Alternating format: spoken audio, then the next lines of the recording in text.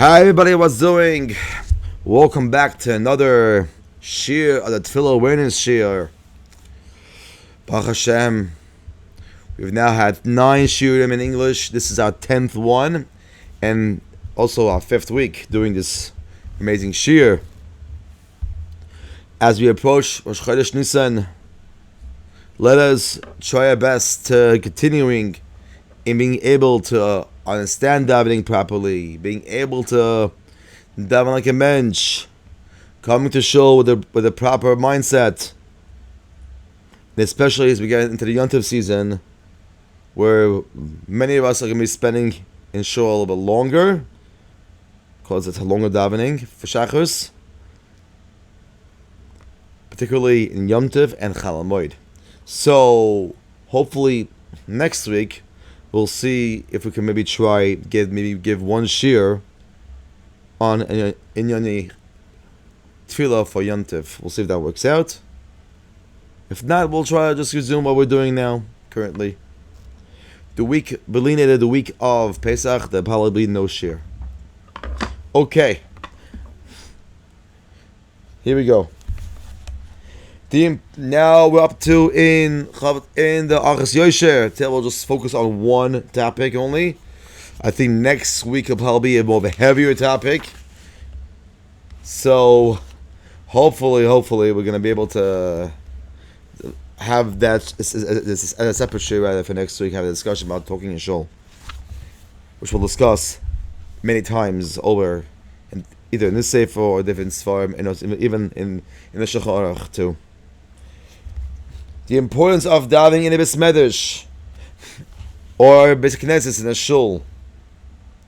Gan ikar hamitzvah lispal b'Bais Hakeneses. The choicest way of davening is to daven in a shul in the Bais Hakeneses. K'mosh amru, as it says in Brachos, da'avav ha'ma'alef, ein tefillah she'adam nishmas el b'Bais Hakeneses. A man's entreaty is only heard in the shul. Ramur says in the same sechta, Mi she'ein nichas Bais Hakeneses nikar shachan ro. Anyone who refrains from entering the shul is considered a shachan ro, an evil neighbor. The goyim goes levonov and causes his children to be exiled to Golus. This is according to Brachos of Chesam Aleph.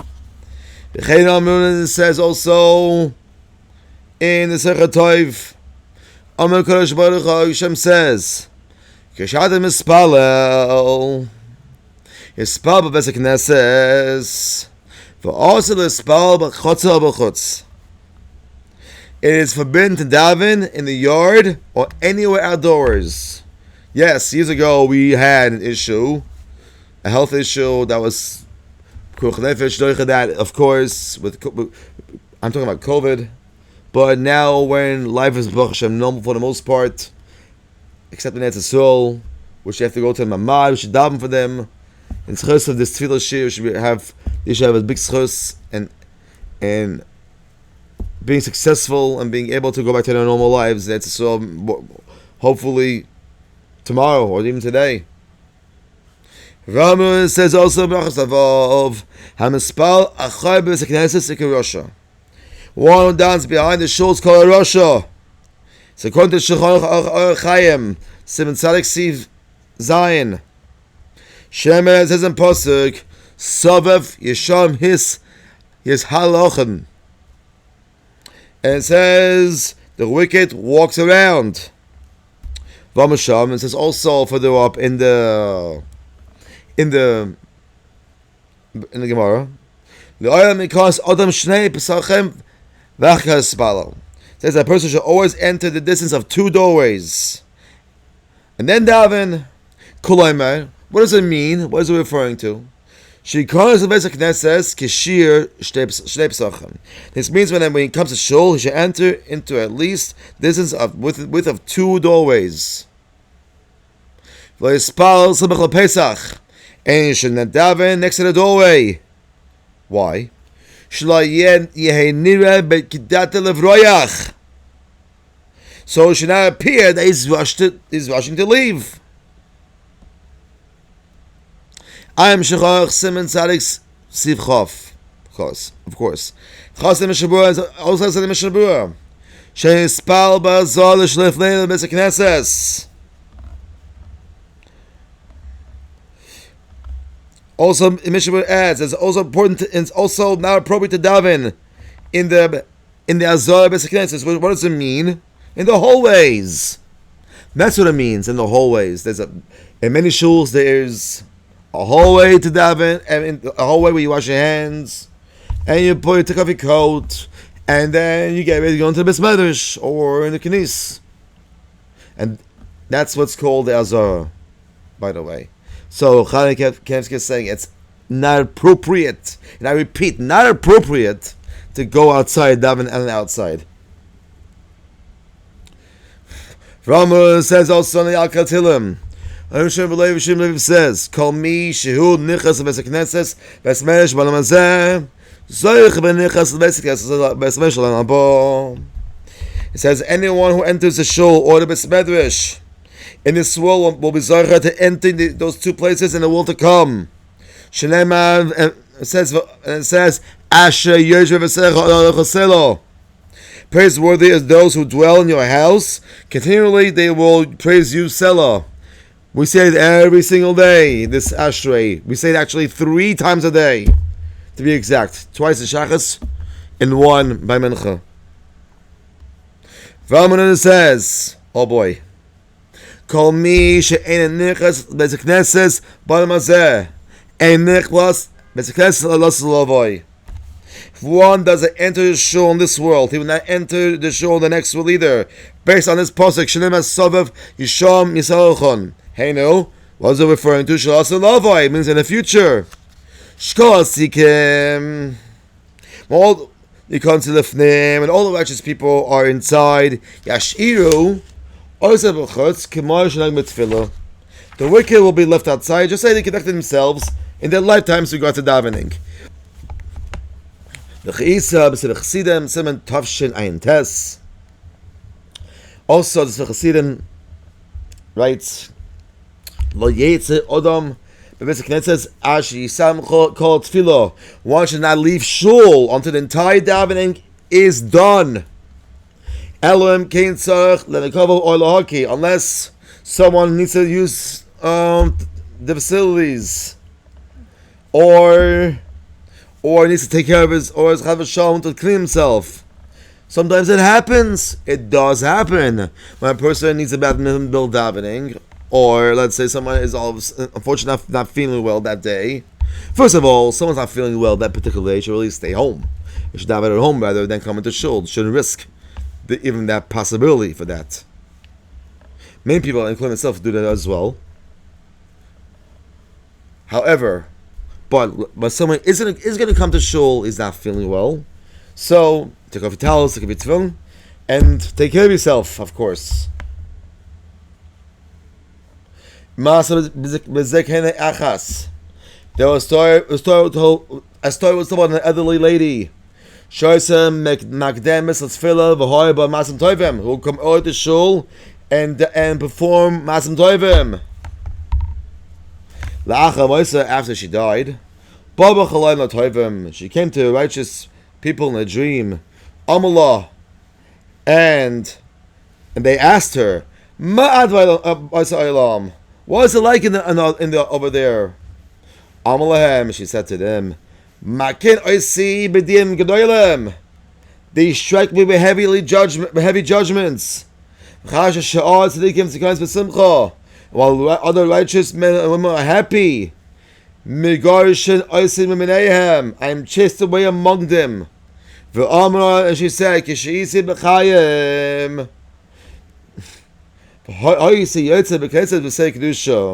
that's because I will leave the shul doing kedusha. It will not wait until the rest of the tzibur would leave.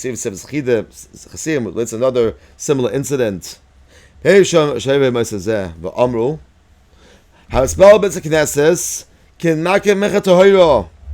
finally, and this will stop after this little part here. Talmud Shami mentions here, if someone down in the shul is a ki'ilu, he's being a pure mincha. And so it says, Disha Hashem Matzah. The Navi says, Seek Hashem where he can be found. Hechem Matzah, we can be found. Bais Hakeneses and the Bais Medrash. We spoke about it also on last week's Shuir as well. Alright, and next week's Shuir, we'll definitely have a talk about talking in shul. Very prevalent and very common and a massive, massive problem in today's generation and in today's times. And it must be stopped. Discussion at a later time next week. Now, we'll end off with a little story. Just to talk about also tomorrow is a yahrzeit of my Rosh Hashiva from Yeshiva Derech Chaim. I believe, having to check one more time because I actually have to look it up here once more. I believe the name tomorrow is Yisrael Cheskel ben Rabbi Yoel Zatzal. Name should happen that the neshama of my Rosh Hashiva should have an aliyah, and it's chus for the neshama that we do this shir. Also, before I continue, we would like to start reading emails and how this shir has impacted your life, how it can impact others as well.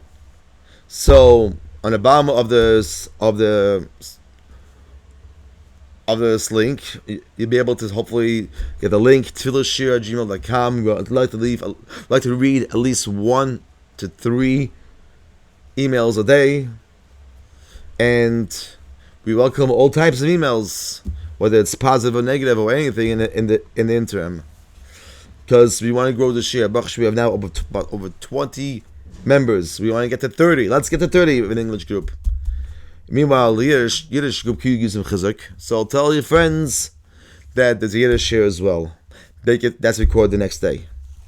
Okay, a little small story, and then we'll conclude the share. Tefillah Labonim, elders and youngsters. A story from Rabbi Zechron. Of course, people go out and get a sefer on artschool.com. When Pari asks who will be leaving Mitzrayim, the perfect time we're going to discuss it now. Pesach is around the corner. Moshe Rabbeinu answered emphatically, "B'nereinu v'zekaneinu leilech." With our youngsters and with our elders, we shall go. Nusar Shemais. Perek Yod, Pasuk Tes. Moshe mentioned the youngsters first. That's interestingly why when David Melech spoke about praising Hashem, he wrote, "Skemim ne'orim Yehalos Shem Hashem." All men together with youths, let them praise the name of Hashem. The Sentilam, Perek, Kuf, Mem Zayeh, Kuf Mem Ches, Pasuk, Yud Beis Yud Gimel. The reason for the difference in order seems clear. When speaking about saving the future of Klal Yisrael, as in Mitzrayim, the youngsters have priority. However, when it comes to praising Hashem, it is the mature elders who can do so on a higher level, and therefore David Melech gave them priority.